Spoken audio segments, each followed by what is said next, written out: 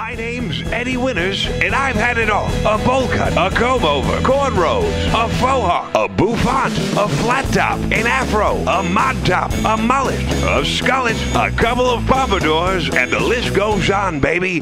But the one thing that has never gone out of style is the guy on the other side of the shears, Jonathan Antin at Jonathan&George Salon. For the past 400 years, we've been collaborating on a sophisticated look custom-tailored for radio, right here in California. The stunning Beverly Hills salon makes other salons look, oof, baby, like my storage space during an aftershock. They even have a beverage station where they'll kick out cappuccino and sparkling mineral waters quicker than you can say, give me a clipper cut. So next time you're looking for a glamorous and luxurious beauty experience, check them out at jonathanandgeorge.com.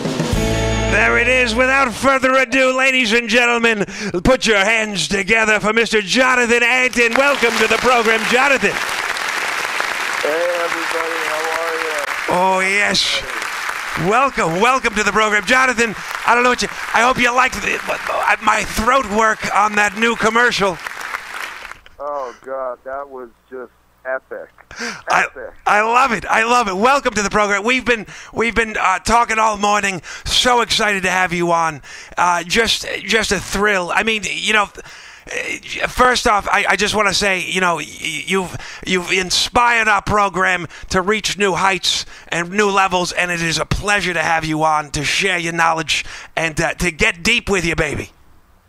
I'm ready. I'm ready to do it. Let's do it. Let's do it.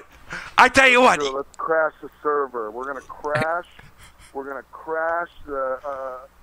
Am I allowed to use bad language? We've got a 3-second delay. We'll bleep it out, baby. Let's do it. Let's crash that fucking server. There she blows. Yes, indeed. That is actually correct. That is what we're gonna do. There it is, Jonathan. By the way, I gotta tell you, you know, listen, don't hate the mullet because there's. You know, the mullet, I got to tell you, man, it's making a comeback. It is. There's a good mullet and there's a bad mullet. In my chair, you get a good mullet. You know what I mean? That is, you know, I've got one. And you've got more of a skullet. I've got, you know, I'm doing what I like to do. It's a retro look. I do the Ben Franklin. And yeah, that is my look. So you know, I wondered about that. You know, the mullet and the comb over, both great looks. Listen, you know, I mean, it's you know, I've been asked, like, you know, if you could kind of redo anyone, if you could make over anyone's hair, who would it be? And you know, I know him. We used to do, you know, a gig. Our shows were under the same network umbrella. At one time, Donald Trump. Oh, yes. You know, I'd say, you know, Don, come on, man. You know, it's time. You know what I mean? Like, you got to roll with the blows here. You got billions of dollars, and you're rolling a fucking comb over. Exactly. Come on. That is, with it. You know what I mean? That is one of the priciest comb overs in the business. Get to know my chair, and I guarantee you, you know, we'll get that hair to go with the money, and then like there's no stopping it, you know. You know, exactly, and you bring up a great point. You know, Donald Trump's got that show, the Celebrity Apprentice, and I had this thought. You know who would be great on the Celebrity Apprentice? Jonathan Antin. I believe you go on that program. He'll hire you. Believe it or not. You know, I have been approached, and I just, you know, I'm not the apprentice type, man. You know, I got to be the boss, and you know, the Donald, you know, he just doesn't. He's not the taking direction type of guy. At the end of the day, right? So, yeah, no one could ever expect you to listen to a guy with a haircut like that. Exactly, right? Exactly. And I was going to say, you're probably more comfortable doing the firing and hiring rather than to be fired or hired. Well, you know, you know, it's like, you know, people think I'm that guy, you know, and it's not that I'm not that guy or I am that guy. I do not like firing, but every now and then someone's got to go. Yes. And but I told him, I said, listen, if one of the seasons, if it's a good concept, I'll come on and put the gloves on with the Don. There it is. You want to go a couple rounds with the kid? Let's do it. I like it. That is, I would pay good money to see that. I got to be honest. Jonathan, you've got a lot of things going on, a lot of which we can talk about, a lot of things we can't talk about. And right. And I don't know which one you want to start with first, but I've been getting a lot of emails and tweets and stuff about being back on TV and off the record but on the podcast. Oh yes. Listen, I'll tell you, Eddie. We'll try and keep it between you and I and all the listeners. You got it. That I have been. The word around town is that I have been in the process of filming a new show, and but you didn't hear that from me. I am not hearing this from you. No, I heard nothing. And that there's a possibility that it might be on this network called WE. WE. Oh yes. And you didn't hear that from me either. And Nope. if your listeners wanted to email or wanted to tweet at WE TV and say listen, we saw Jonathan Antin on LA Hair and we want to see more of him, so hurry the fuck up. Exactly. And air his show. But you didn't hear that from me. Not either. a chance. But by all means, have at it. I you know what? I would love that. I think that the world is ready for Jonathan to come back to television on a regular basis, and that would be just in the 3 years that you were regularly doing the Blowout show. I mean, it reached all around the world. And I think. Yeah, it was 45 countries, man. I just did this lady's hair from Qatar yesterday. Wow. What? And I wasn't supposed to be doing hair yesterday. I was supposed to have meetings and about some new endeavors that I'm involved in, and a company that I speak on behalf of. At Mind Body Salon, it's at Mind Body Salon, but their salon business software. It's the best shit in the world. You can't compare it to anything else. It's like people taking appointments and keeping client information on a paper book. It's like it's dinosaur, and at Mind Body, this software. Mind Body's software, salon software, is literally I can run my whole salon from my iPhone. Wow. Everything. I can print out a P&L at a red light while I'm talking to you. Wow. On my phone. Is that what you're doing now? Right now, you know me. I watch it like a fucking hawk. Multitasking. I'm just glad somebody's finally swearing on the show more than me. That's all. I'm very happy about that. It's okay. It's a family show, but family's got to grow up sometimes. I'm from New Jersey. It's not my fault. It's not my problem. I love so the Mind Body. That has been a relatively recent. That started last year? Is that right? Yeah, I've been with them for a little over a year, and they're killing it. Of course. I won't say it's all because of me, maybe 99.9%. Sure. Because of me. I'm not good at math, but that sounds about right. That sounds like about half. But I will say that it's of epic proportion what the amount of work that it does for you, so that you then can actually focus on we can as what we do as artists. And they're big in the fitness area. They do gyms and Pilates and spas, and then they started the salon software. And you know, they, you know, of course, you know, you want to play music. You go to Elvis, you know, you hire Elvis Presley if he was still around, right? So you want salon software, you go to the king, right? Exactly. So I like it. And let me ask you this: you've got the Jonathan. I will say that, like, you know, if I allegedly was shooting a show right now, right? Go for it. Just hypothetically. Okay, hypothetically speaking, if I was shooting this so-called show that people have, you know, seen me around town with cameras and in salons, allegedly, right? I will tell you, it is just out of control. If you thought Blowout was good, yes, I gotta tell you, man, this just puts that to shame. I mean, you can't even compare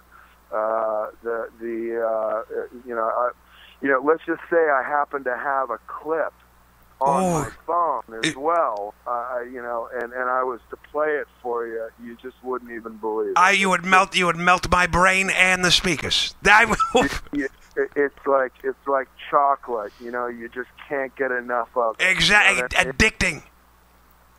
Well, I'm excited. But you're waiting for the official word to make the announcement. I'm waiting for the upper ups, you know, the higher the execs, the powers that be, the brass, right, yeah. The man. I'm waiting for the green light. You know what I mean? And you know, I've done every. Listen, I went on LA Hair. I almost doubled their ratings. It's like, you know, I'm jumping through hoops for these guys, and you know, I'm being a good boy. You right. know, I'm trying to be nice, and it's like, come on, guys, what else do I got to do? You know? I hate being nice. I hate being nice. It's like I'm gonna quote Robert De Niro in Raging Bull, for, you know, when he was playing Jake LaMotta. What do I got to do? How much more do I got to do? You know? Exactly. I like it. I thought you were going to do the different line, did you have sex with my wife? I thought you were going to do that line. But no, Joey, you fuck my wife, Joey, you fuck my wife. That's what I thought. You didn't knock me down, Ray. You never knocked me down. He never knocked me down. He never knocked me down. You never knocked me down, Ray. Jonathan, now let's. Listen, that to me. I mean, you know, my father's from Brooklyn, and you know, I kind of grew up going back and forth, East and West Coast, and you know, that's my father basically was Jake LaMotta, you know, and he boxed when he was in the Army as well, and I've done a little time in the ring myself, and you know, it's to me, it's the greatest piece of film ever made. It's my favorite, has always been. But you know, I could literally word for word, word for word, I could you know, do the whole film. You know, but like my father used to say to me, you know, Jonathan, you hear me? Don't ever talk to your mother like that again. I'll break both your fucking legs. You hear what I'm saying, Jonathan? Your dad sounds like my dad. Maybe you guys are related. Somehow, you know? Did your dad say stupid shit to you? Like, hey, stand up before you get out of that chair. That's right. Just shut your mouth when you're talking to me. Jonathan, stop crying. You want something to cry? I'm going to give you something. I'll give you something to cry about. I'll give you something to fucking cry about. You guys might be related. That is... I have to get on the genealogy report there. Jonathan, let's... Say to me, yeah, you do a good New York accent, Jonathan. I say, it's not an accent. What are you talking about? You know, people say... Yeah, every time somebody says that to you, and they go, hey, you do a really good New York. You go, hey, fuck you. Yeah. You do a good New York accent, Jonathan. That's pretty good. I say to him, yeah, how about this? Go fuck yourself. It's a classic. Good? Is that good? By the way, I heard you said you're from Jersey. You're a Jersey boy. I am, yeah. This is Bodhi. I'm Bodhi. I'm from Jersey. I try not to let people know that, but we're gonna bridge and tunnel guy on the line here. Yep, yep. I got to tell you, it's one of the best films I've ever seen. Have you seen it? Oh my God, yeah. It was prerequisite. Like I basically wasn't allowed to eat solid foods until I saw Raging Bull. Unbelievable. I mean, it almost touches Raging Bull, but it pretty much is number 2 for me. I mean, it's right there. The guy who Tommy that's like steals all the money, and his whole thing. My favorite line in the movie: "Hand to God, hand to God, hand to God." Hand to God. You walk into a casino in Vegas. You mention my name, they throw you the fuck out. Hand to God. It is. I think I saw so many people that have probably said that same exact line. It's like all my friends, like fathers growing up, like half of them were like, doctors, lawyers. The other half were like, I own a garbage company. I do construction. Exactly. So, Jonathan, let's get deep for a minute. I gotta distribution. Forget about it. Don't worry about where it came from. Exactly. Don't worry. How do you own that $5 million house? I own a candy store. Exactly. How much fucking candy I sell? So, there's a lot of garbage in New Jersey. All right. Don't worry about where the money came from. Okay. I love it. Jonathan, let's ask you. I gotta know, Jonathan&George, your salon in Beverly Hills. It is. First off, when you just recently opened the doors? Is that last year? Is that right? Yeah, last year we opened the doors. I partnered up with one of the best colorists in the world, Amanda George. It was previously some other schmuck's name and her last name, and he pulled a schmuck move on her, and she said, "Get the fuck out." And I was looking up and down in her area to reopen again. I took a little break after Blowout, and I had my salons in West Hollywood and Beverly Hills, the Jonathan salons, and I had another company that I won't mention, the hair care company, with a schmuck partner, and I ended up selling my shares in the company. They killed them. They plummeted in sales, but I do wish them all the best. Of course. And I mean that in the best possible way. Schmuck's got to eat too. So I took a little break. I hung out with, I had 2 young children, babies, and I took a little break for a couple of years. Was just still doing, my private clientele, celebs, house calls, and shoots, and I got tired of driving around, and I thought, maybe it's time to get back in, right? Right. Even I was a little concerned, like, do I still got, it was like, do I still got what it takes, Am I going to be able to make this happen, And all of a sudden, just, I got a call from Amanda, and she said to me, "Listen, I hear you're looking in my area. Please do me a favor. Don't open next door me, because I know what'll happen. You'll take every one of my people, and it'll just close it." And I said to her, "I would never do that. I'm not that guy. If I open on your block, you have my word. Hand to God. Hand to God. There you it have is. my word. You have my word. I won't take I won't take any of your people." And she just said, "Listen, why don't you come in and talk to me, and maybe we'll do this together." And I'm not really the partner type, right? And but I knew the space. When it makes sense, it makes sense.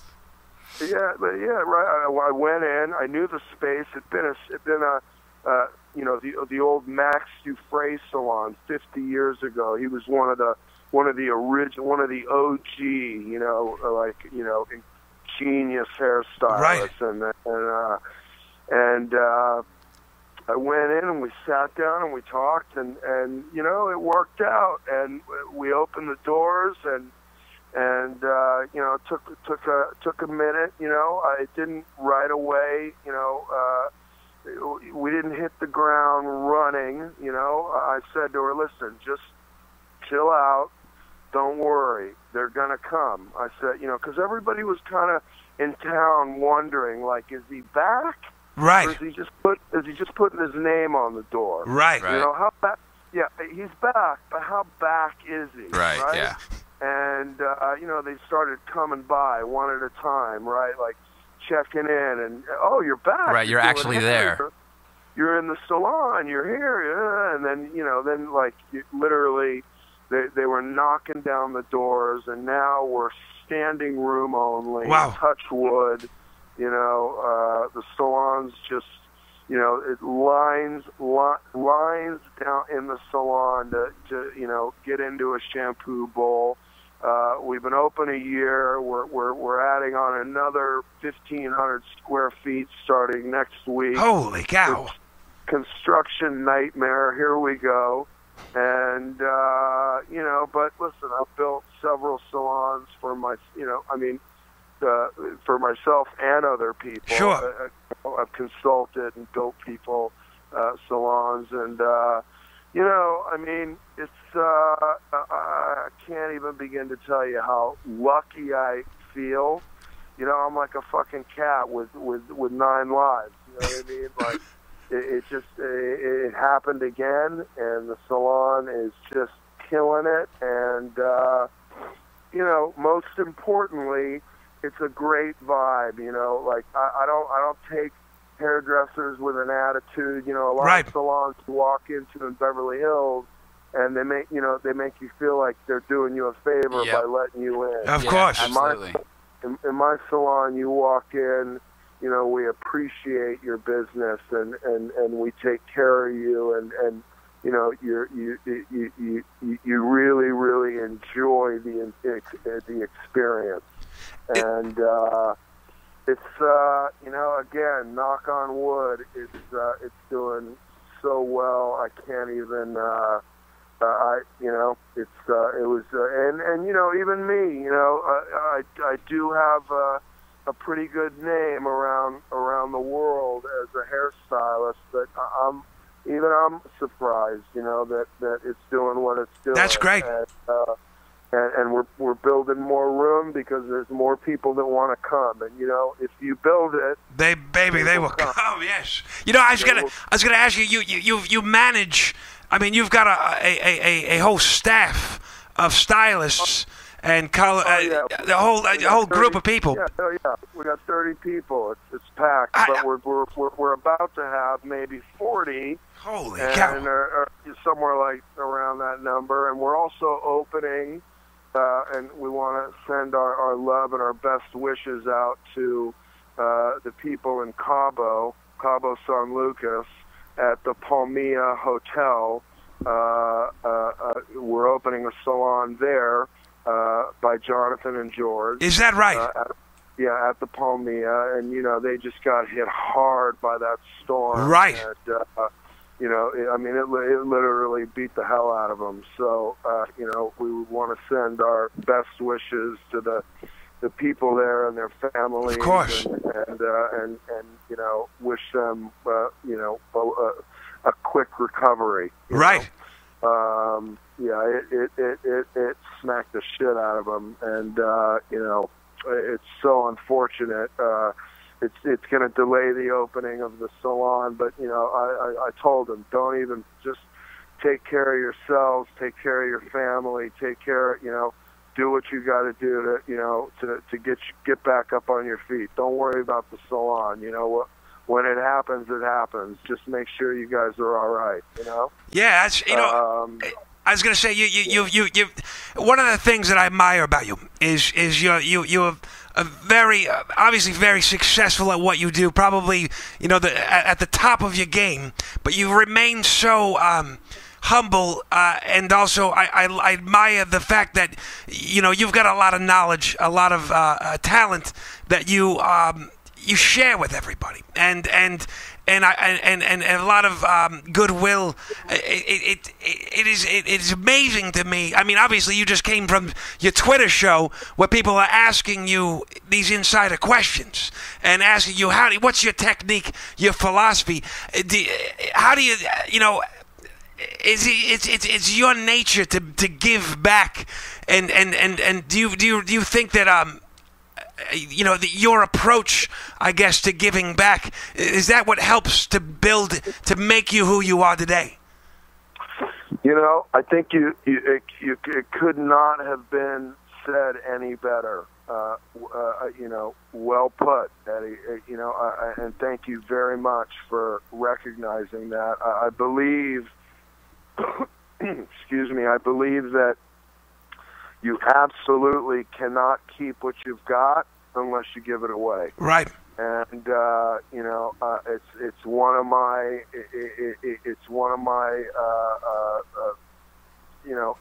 it's just one of the most important things to me is to give back.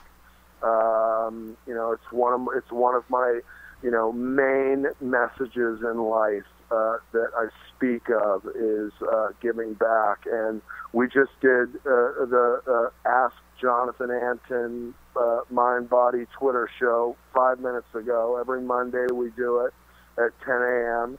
And, I don't even know, 15,000 or something hairdressers were all logged on at the same time. And, we just did the 3 best steps to a perfect hair color. Last week we did the 3 best steps to a perfect haircut. And, it's hard to get it all in and pack it all in, but I do.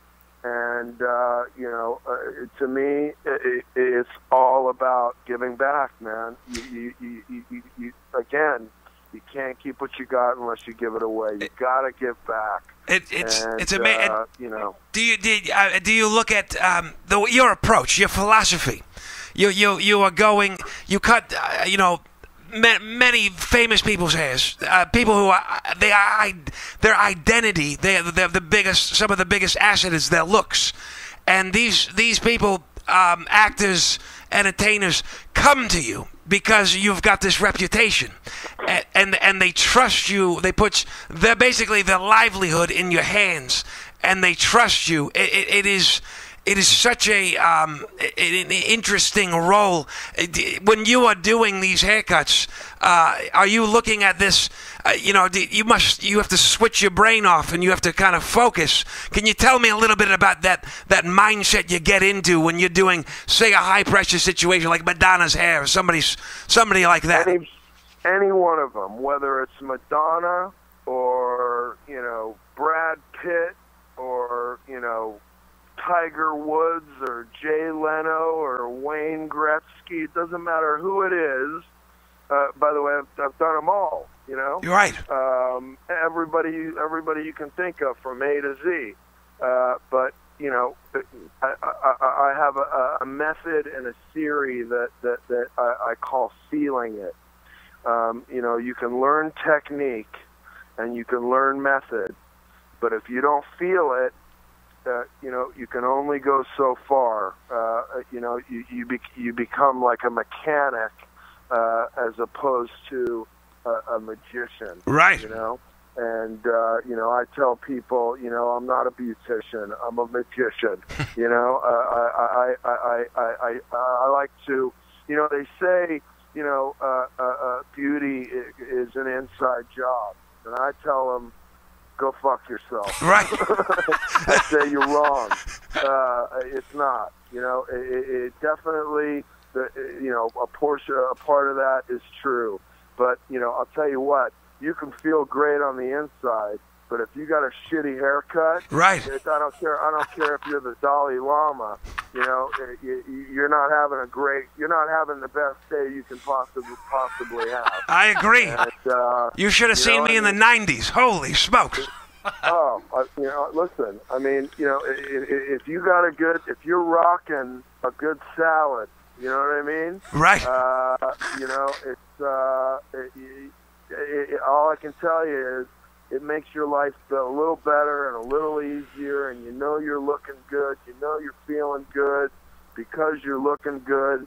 And but you know, when I go into a haircut, you know, this girl tweeted yesterday, I can't believe you spent 4 hours, something like, you know, it was a great experience. You spent 4 hours on my hair. And because, you know, I had meetings and we pushed the meetings. And I literally spent 4 hours Wow. with this one girl. And, you know, I changed her entire look, a complete make under, as I like to call Sure. it, not even better than a makeover. And you know, my mind turns off, and it's like the wheels start spinning, and you know, I try to you know, sort of tap into the world of like Da Vinci. Sure. You know? And you know, it's all about, you know, being architecturally pure. You know, that not a hair is out of place. Right.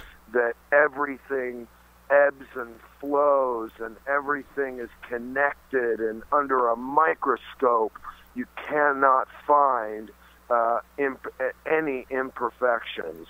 That it's such a stunning approach, and one of the things that I mean, I really consider this. I mean, such an artist, you know, working on a canvas. I look at it like this.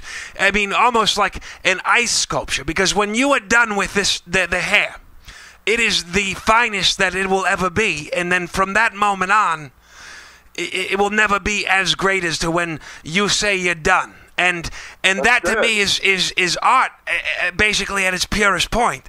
And well, I mean, listen, you know, Herb Ritz, right? One of the greatest photographers ever. I used to work with him all the time. You know, even Herb Ritz could take a beautiful photo, but if you don't put a beautiful frame around it, it's not that great of a photo. Exactly. Some of the time, you know. So, you know, that's my job. Is I get these photos coming into me, right? These people, and that's their face, and my job is to create the perfect frame around that face and frame that photo perfectly for them. And I take everything into consideration: who they are, how they talk, how they walk, what they wear, what they do, how they feel, where they're at in their lives at that moment. You know, are they in the middle of a divorce, or are they, you know, happily married? Right. Are they just starting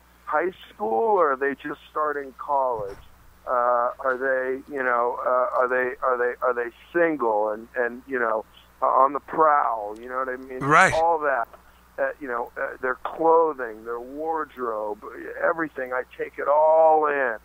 And you know, I throw it into, you know, the feeling and the computer inside of my brain, and it all starts to, you know, it starts to spit out information and numbers and shapes and you know, it makes a difference. Right. You know, it's what helps me come up with that perfect shape and that perfect look. You know. That's exactly, and you've been. Let me ask you this. I mean, you obviously you there was a point in your life where you said, I want to do this. I'm gonna go. I'm gonna go to the beauty academy. I'm gonna see this through. At what point? What was the deciding factor to start this journey that you have been on?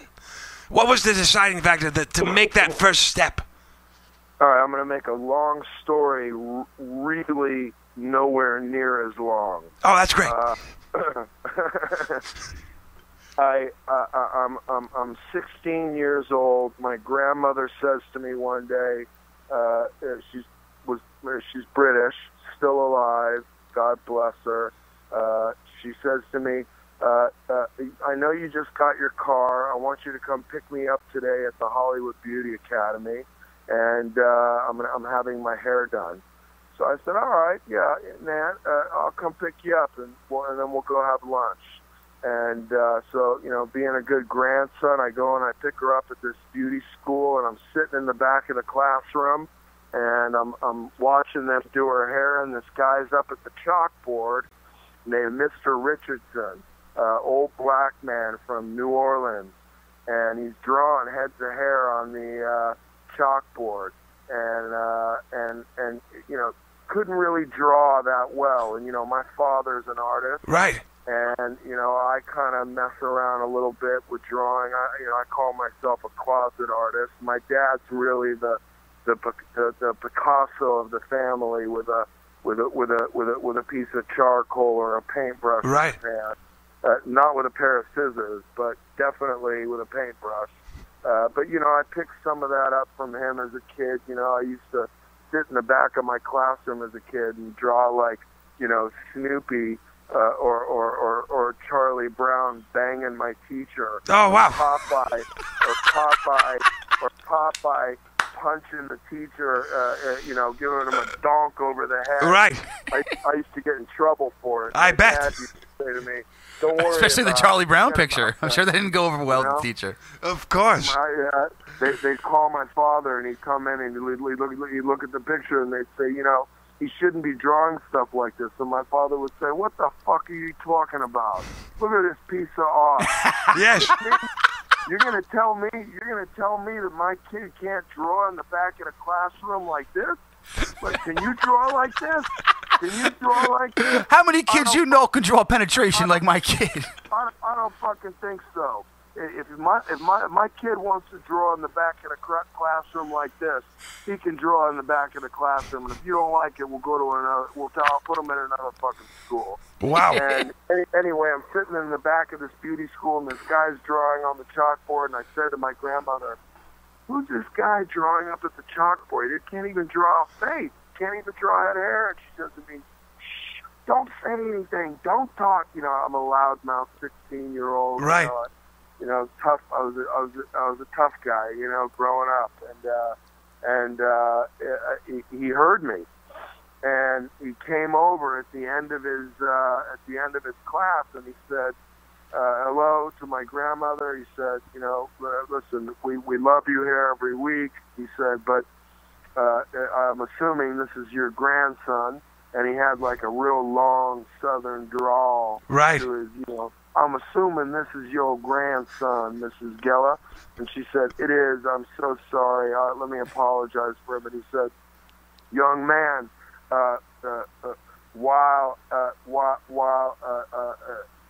it's okay with me that you sit and watch my classes, it is not okay with me that you open your mouth and spread negativity through the room while I'm in the middle of instruction. Wow. And I said, hey, bro, I'm sorry, man, but, like, you know, you're drawing heads of hair, and that doesn't even look like it looks like a cow that you're drawing, not a person, you know? I mean, who taught you how to draw? Right. And he pulled out a piece of chalk, and he said to me, well, if you know so much about drawing, young man, then why don't you show me what you're, if you know so much about it, then put your money where your mouth is. Let's show me how to draw.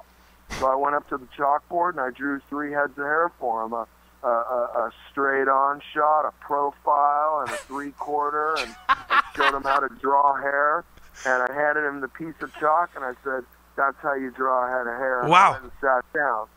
And as we were on our way out, he came over to me and said, listen, young man, if you ever think about being a hairstylist, you should give me a call because you definitely got a good set of paws on you. And I said, nah, it's not my thing, man. I'm going to, you know, I don't know what I'm going to do. Maybe I'll be an actor, maybe something, but it's just not my thing. I don't even know what I'm going to do yet. And I thought about it. It started to, you know, it was in my brain. It was in me.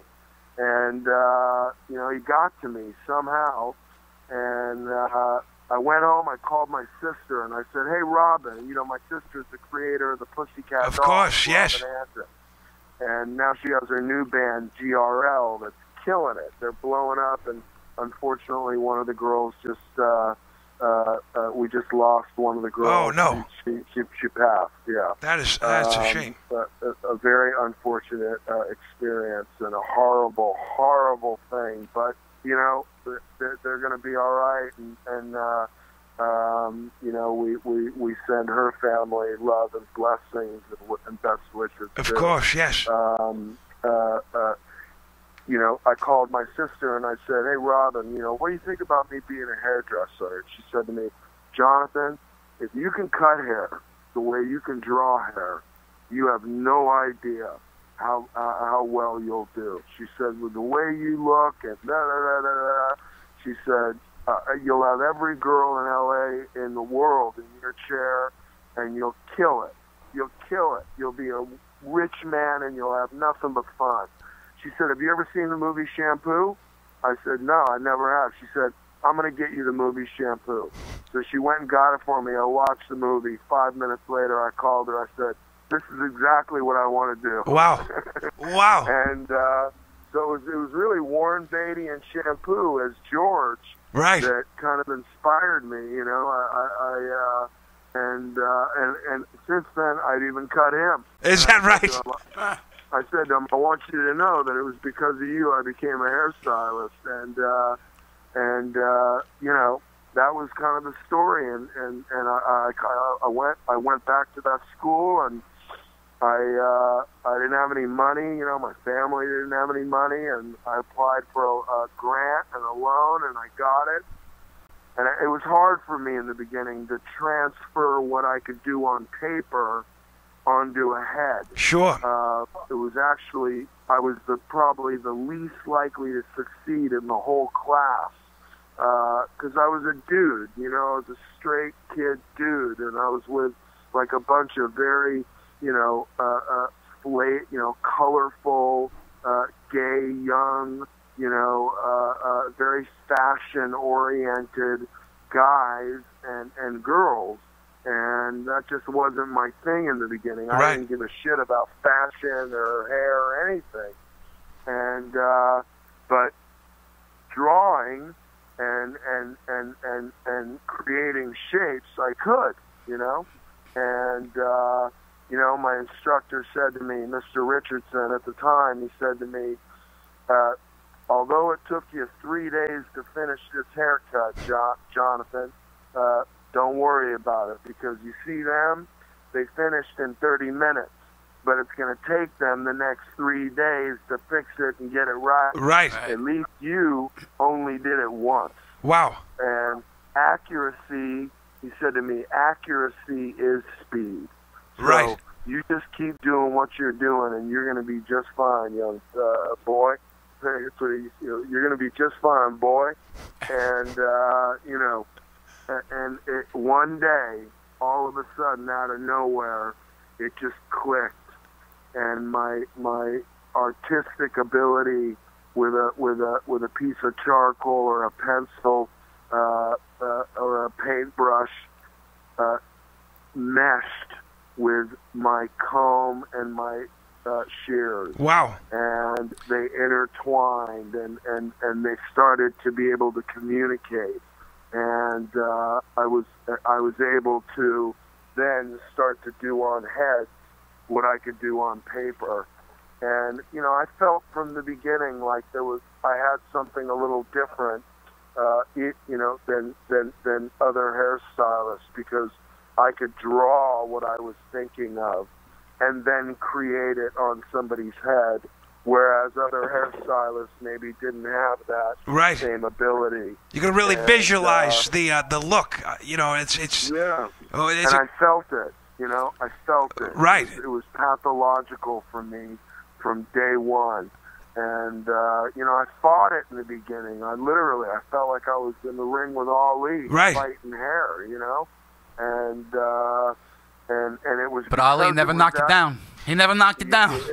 But he never knocked me down. He never got me down, Ray. He never knocked me down. You know? Hey, Jonathan, was there ever one particular celebrity or gig or anything that you think kind of put you on the map, so to speak? Well, like to get you the persona that you have now.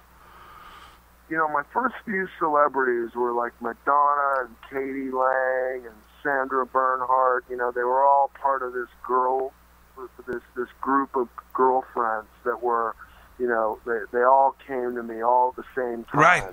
And that definitely helped. Right. But probably the first big thing that I did that put me on the map was I did Ricky Martin's hair. I was doing his hair for a little while, and you know, he was on the show General Hospital, and he looked like Tarzan. He had long hair down to his chest, and he was living La Vida Loca. And then the day came that he recorded his new album, and the new album was just about ready to break, and the first single was Livin' La Vida Loca. And we, at Sony Studios here in LA, we shot the video with Marty Callner. He was a huge video director back in the day, won tons of awards. They hired him to shoot the video, and Marty came into the trailer to talk to me, and he said, "Hey, listen, you got to help me out here." He said, "I can't shoot this fucking video with that hair." Oh my gosh! He said he looks like what's the guy's name? Fabio. Fabio. He said Jeez. he looks like Fabio meets Tarzan. He said, "You got to do something with it. I want it all off." He said, "What do you think?" I said, "I think you're out of your fucking mind." I said, "You want to tell him that?" I'm not going to tell him that. I said, you know, he said, "But can you do it?" I said, "Oh, bro, can I do it? I can make the kid look like James Dean, and if you give me an hour, Right. I'll make him look like James Dean on his best day." He said to me, "You can do that right now? You got everything here, the color?" And I said, "I got it. Not a problem." He said, "That's what I want. I want him to look like fucking James Dean. Young, handsome James Dean." Right. I said, "Done. Go tell him." Jeez. So he brought him in the trailer, and he says, "All right, so Ricky, we want to talk to you about this. You know, we want to do something a little different with your hair, and Jonathan wants to tell you what we're going to do." And I looked at him. I said, "Oh yeah, thank you for you know, what a throwing me dick under move. the fucking bus up against the wall, right?" I said, "Rick, listen, I know you love your hair, bro. I know." I said, "But you know, this is what I do." I'm like, you know, it was another one of my favorite movies, The Idolmaker with Ray Sharkey, you know? Right. I said, you know, this is what I do. I help take people to the next level.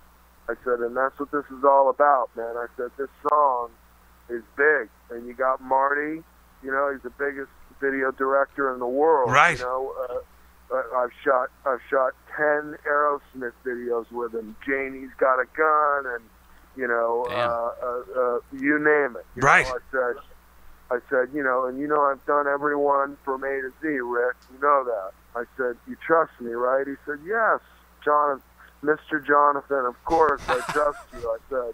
I said, all right, so don't freak out, but I'm going to cut all your hair off today, right now. We're going to do it. Did he freak out?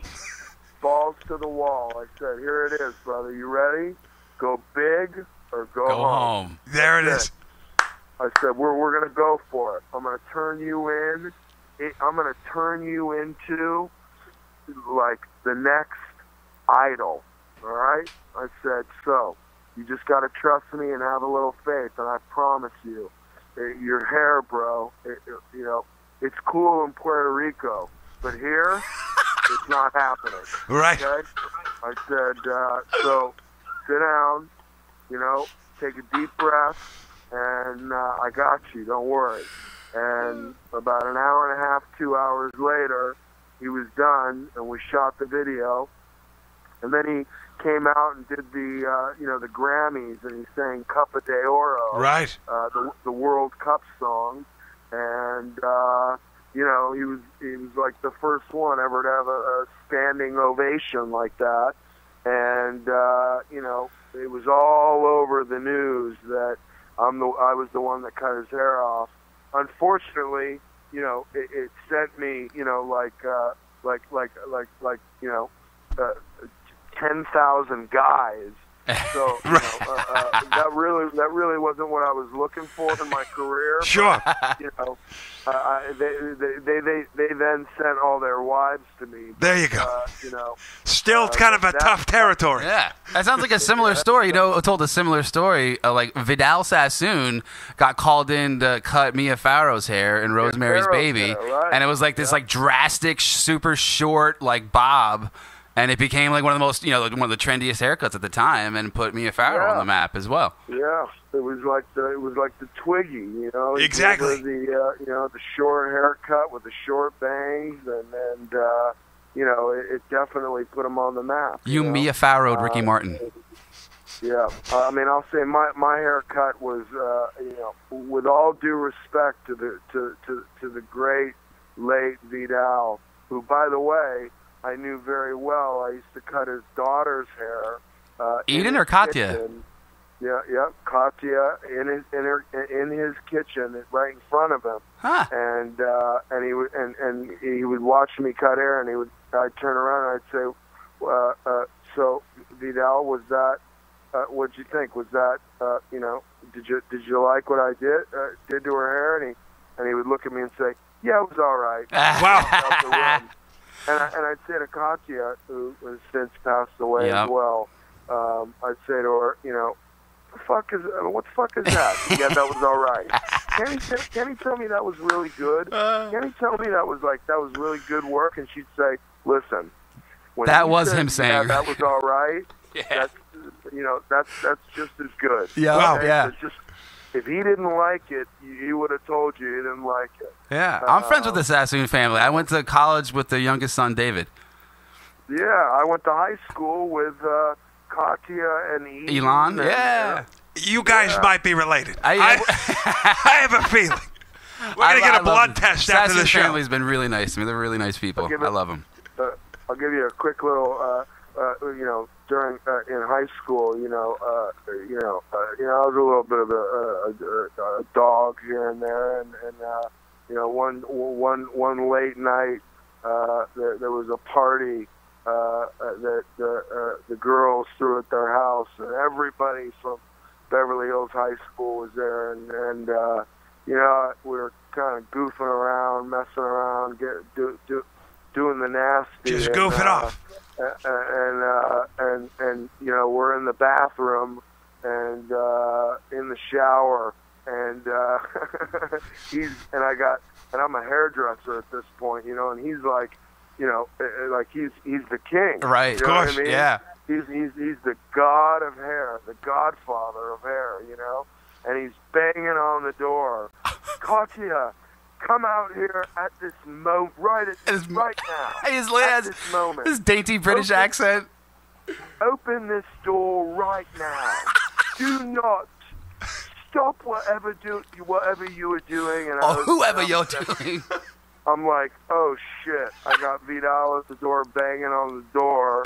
I'm in the shower, banging the whatever, and you know, and I literally like climb out the window. Wow! And hit on the roof, and she opened the door, and he like, well, there was someone else in here. I know it. I heard him.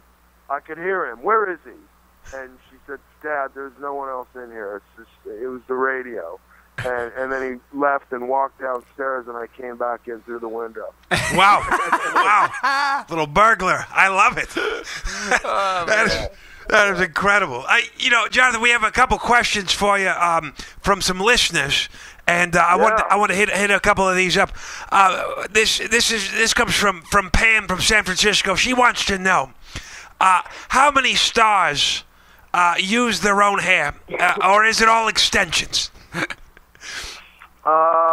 You know, it really depends on the individual, but there are a lot of extensions that are in celebrity long hair. You know, now we even do the tape-in extensions that are temporary. Oh, yes. You know, celebrities will come in and at our salon we do the best tape-in extensions Casey Welch and Kazumi Morton. You know, they do the best tape and extensions, and then I cut them, and you know, we really like fit them like Tom Ford fits a suit to somebody. You know, they're amazing. So, but you know, there are a lot of celebrities that, you know, like to add a little extra hair for a little extra bang. Right. You know? A little volume, a little. Yeah, a little volume, a little more, a little better. You know what I mean? The more the merrier, you know? I got it. And we got another question for you. We want to know, have you ever done hair for somebody who, say the hair is maybe a lot better than the personality, and you prefer doing the hair than the personality? Does that happen a lot in your line of business? You know, I will say that I don't take a lot of shit from people in my chair. I don't take a lot of flack. You know, my people that come to me kind of get that feeling right out of the gate. You know that you know giving me flack isn't really going to get you. It's not really going to get you anywhere. But you know, a swift kick in the ass. You know, and you know the hook out the door. But you know, there are some difficult individuals, and you know, I feel like I luckily, you know, have been given the ability to be able to deal with the slightly more challenging people. But you know, I feel like I've been able to, you know, deal with them and even help sort of take them down a notch. Right. Well, yeah, they probably have respect for you because they're so used to people kissing their ass all day long, and then you come along and it's, you know, you're you and you're being you, and they probably respect it. And you know, at the end of the day, man, like I'm here to like make you look beautiful or make you look handsome and you know, help you. So you know, giving me shit certainly isn't going to help you. You know? your attitude and your hair got you here. Okay, so you might want to consider, you know, being a little more flexible and making a few changes. You know. Yeah. Look what it did for Ricky Martin. Look what it did for Ricky Martin. Exactly.